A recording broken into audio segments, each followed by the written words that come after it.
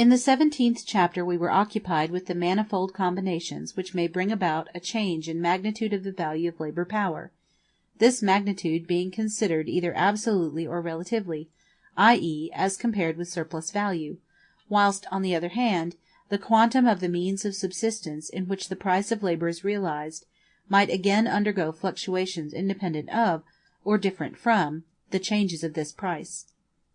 Footnote: it is not accurate to say that wages, he deals here with their money expression, are increased, because they purchase more of a cheaper article. David Buchanan, in his edition of Adam Smith's Wealth of Nations, 1814, Vol.1, page 417.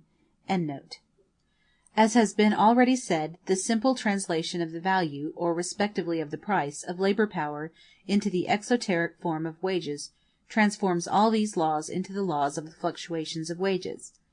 That which appears in these fluctuations of wages within a single country as a series of varying combinations may appear in different countries as contemporaneous difference of national wages. In the comparison of the wages in different nations, we must therefore take into account all the factors that determine changes in the amount of the value of labor power, the price and the extent of the prime necessaries of life, as naturally and historically developed, the cost of training the laborers, the part played by the labor of women and children, the productiveness of labor, its extensive and intensive magnitude. Even the most superficial comparison requires the reduction first of the average day wage for the same trades, in different countries, to a uniform working day. After this reduction to the same terms of the day wages, time wage must again be translated into piece wage, as the latter only can be a measure both of the productivity and the intensity of labor. In every country there is a certain average intensity of labor below which the labor for the production of a commodity requires more than the socially necessary time, and therefore does not reckon as labor of normal quality. Only a degree of intensity above the national average affects, in a given country, the measure of value by the mere duration of the working time. This is not the case on the universal market, whose integral parts are the individual countries. The average intensity of labor changes from country to country. Here it is greater, there less. These national averages form a scale, whose unit of measure is the average unit of universal labor. The more intense national labor, therefore, as compared with the less intense, produces in the same time more value, which expresses itself in more money. But the law of value in its international application is yet more modified by the fact that on the world market the more productive national labor reckons also as the more intense, so long as the more productive nation is not compelled by competition to lower the selling price of its commodities to the level of their value. In proportion as capitalist production is developed in a country, in the same proportion do the national intensity and productivity of labor there rise above the international level. The different quantities of commodities of the same kind, produced in different countries in the same working time, have, therefore, unequal international values, which are expressed in different prices, i.e., in sums of money varying according to international values. The relative value of money will, therefore, be less in the nation with more developed capitalist mode of production than in the nation with less developed. It follows, then, that the nominal wages, the equivalent of labor power expressed in money, will also be higher in the first nation than in the second, which does not at all prove that this holds also for the real wages, i.e., for the means of subsistence placed at the disposal of the laborer. We shall inquire in another place what circumstances in relation to productivity may modify this law for individual branches of industry. But even apart from these relative differences of the value of money in different countries, it will be found frequently that the daily or weekly, etc., wage in the first nation is higher than in the second, whilst the relative price of labor, i.e., the price of labor as compared both with surplus value and with the value of the product, stands higher in the second than in the first. Footnote: James Anderson remarks in his polemic against Adam Smith, "It deserves likewise to be remarked that although the apparent price of labor is usually lower in poor countries, where the produce of the soil, and grain in general, is cheap, yet it is in fact for the most part really higher than in other countries. For it is not the wages that is given to the laborer per day that constitutes the real price of labor, although it is its apparent price. The real price is that which a certain quantity of work performed actually costs the employer, and considered in this light, labor is, in almost all cases, cheaper in rich countries than in those that are poorer, although the price of grain and other provisions is usually much lower in the last than in the first. Labor estimated by the day is much lower in Scotland than in England. Labor by the piece is generally cheaper in England. James Anderson, Observations on the Means of Exciting a Spirit of National Industry, etc., Edinburgh, 1777, pages 350 and 351. On the contrary, lowness of wages produces, in its turn, dearness of labor. Labor being dearer in Ireland than it is in England, because the wages are so much lower. Note 2079 in Royal Commission on Railways, Minutes, 1867. Endnote. Member of the Factory Commission of 1833, after careful investigation of the spinning trade, came to the conclusion that, in England, wages are virtually lower to the capitalist, though higher to the operative, than on the continent of Europe. Note, Ure op. Cit., page 314. Endnote. The English factory inspector, Alexander Redgrave, in his report of 31st October, 1866, proves by comparative statistics with continental states, that in spite of lower wages and much longer working time, continental labor is, in proportion to the product, dearer than English. An English manager of a cotton factory in Oldenburg declares that the working time there lasted from 5:30 a.m. to 8 p.m., Saturdays included, and that the workpeople there, when under English overlookers, did not supply, during this time, quite so much product as the English in 10 hours, but under German overlookers much less. Wages are much lower than in England, in many cases 50%, but the number of hands in proportion to the machinery was much greater, in certain departments in the proportion of 5 to 3. Mr. Redgrave gives very full details as to the Russian cotton factories. The data were given him by an English manager until recently employed there.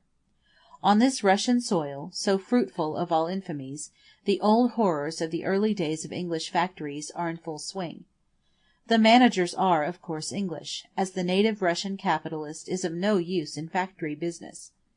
Despite all overwork, continued day and night, despite the most shameful underpayment of the workpeople, Russian manufacture manages to vegetate only by prohibition of foreign competition.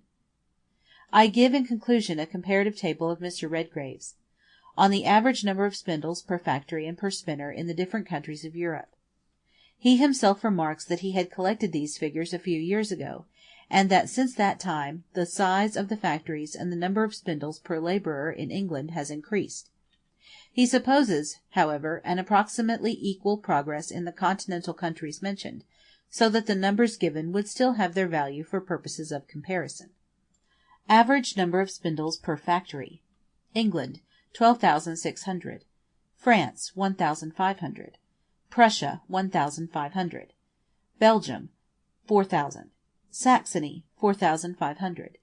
Austria, 7,000. Switzerland, 8,000. Average number of persons employed to spindles. France, 1 to 14 spindles. Russia, 1 to 28 spindles. Prussia, 1 to 37 spindles. Bavaria, 1 to 46 spindles. Austria, 1 to 49 spindles. Belgium, 1 to 50 spindles.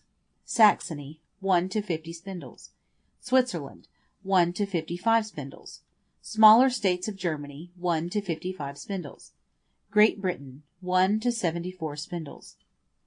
This comparison, says Mr. Redgrave, is yet more unfavourable to Great Britain, inasmuch as there is so large a number of factories in which weaving by power is carried on in conjunction with spinning, whilst in the table the weavers are not deducted, and the factories abroad are chiefly spinning factories. If it were possible to compare like with like, strictly, I could find many cotton spinning factories in my district in which mules containing 2,200 spindles are mined by one man, the minder, and 2 assistants only, turning off daily 220 pounds of yarn, measuring 400 miles in length.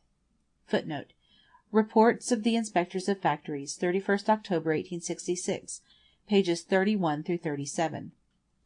It is well known that in Eastern Europe, as well as in Asia, English companies have undertaken the construction of railways, and have in making them employed side by side with the native labourers a certain number of English working men.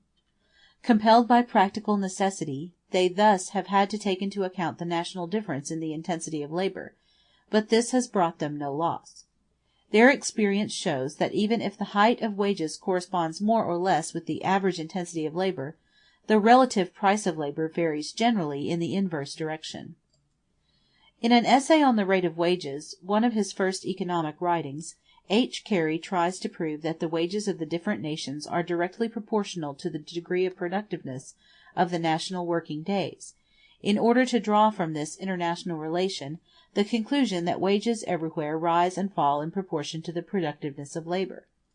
The whole of our analysis of the production of surplus value shows the absurdity of this conclusion, even if Carey himself had proved his premises instead of, after his usual uncritical and superficial fashion, shuffling to and fro a confused mass of statistical materials. The best of it is that he does not assert that things actually are as they ought to be according to his theory. For state intervention has falsified the natural economic relations. The different national wages must be reckoned, therefore, as if that part of each that goes to the state in the form of taxes came to the labourer himself. Ought not Mr. Carey to consider further whether those state expenses are not the natural fruits of capitalistic development? The reasoning is quite worthy of the man who first declared the relations of capitalist production to be eternal laws of nature and reason, whose free, harmonious working is only disturbed by the intervention of the state, in order afterwards to discover that the diabolical influence of England on the world market, an influence which, it appears, does not spring from the natural laws of capitalist production, necessitates state intervention, i.e., the protection of those laws of nature and reason by the state, alias the system of protection. He discovered further that the theorems of Ricardo and others, in which existing social antagonisms and contradictions are formulated, are not the ideal product of the real economic movement, but, on the contrary, that the real antagonisms of capitalist production in England and elsewhere are the result of the theories of Ricardo and others. Finally, he discovered that it is, in the last resort, commerce that destroys the inborn beauties and harmonies of the capitalist mode of production. A step further and he will, perhaps, discover that the one evil in capitalist production is capital itself.